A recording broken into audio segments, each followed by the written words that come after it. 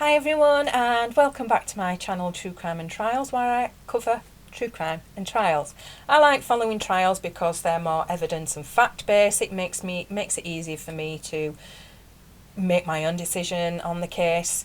I also like to bring you videos covering trials just in case you missed anything or you don't want to sit through hours and hours and hours of trial coverage. So I am on to the last of the Casey Anthony trial, and next up is the prosecution rebuttal. So Mr. Ashton begins this rebuttal, and as expected he starts going over the science aspect of the case as what Byers covered in his closing argument. He talks about how the witnesses agreed and disagreed, and how it's up to the jury of who to believe, following up with him discrediting the defence's scientific witnesses.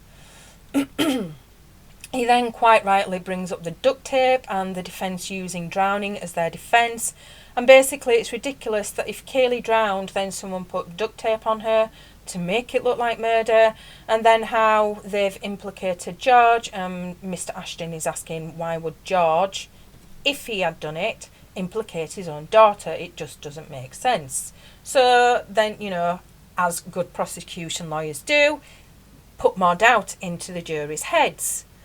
And he explains why they didn't put Roy Kronk on the stand, and he says it's because his story was embellished and he likes to spin a good yarn. So next up is Miss Doreen Burdick, and she says that the state have proven every element of every charge in this case. They haven't.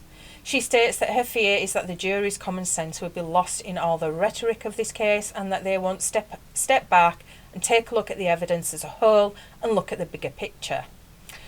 She asks the jury, what do guilty people do? And her answer is they lie, avoid, mislead, run, divert attention away from themselves, and they act like nothing was wrong. So yep, and yep.